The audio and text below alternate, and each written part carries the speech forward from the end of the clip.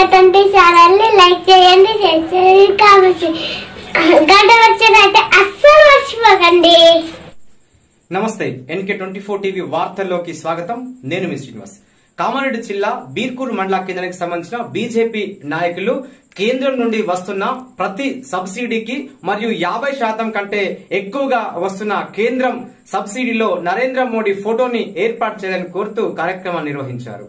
నిజామాబాద్ జిల్లా బీర్కూరు మండల కేంద్రంలో బీజేపీ శ్రేణులు ఆందోళన నిర్వహించారు. కేంద్ర ప్రభుత్వం నుండి ప్రధానమంత్రి కిసాన్ సమృద్ధి పథకంలో భాగంగా ఎరువులు, ప్రధానమంత్రి గరీబ్ కళ్యాణ్ అన్న యోజన పథకం కింద ఉచితంగా బియ్యం పంపిణీ చేస్తుందన్నారు. అయినప్పటికీ కూడా షాపుల్లో నరేంద్ర మోడీ ఫోటో ఉంచక కేవలం సీఎం ఫోటోలు పెట్టి ఫోజులు కొడుతుందన్నారు. ఇది సిగ్గుచేటని తెలిపారు. ప్రాథమిక సహకార సంఘం సమావేశంలో బీజేపీ మండల అధ్యక్షులు సాయి కిరణ్, ప్రధాన కార్యదర్శి యోగేశ్లు నిలదీశారు. ఈ కార్యక్రమంలో బీర్గోండు, బసవన్న రాజు తదితరులు పాల్గొన్నారు.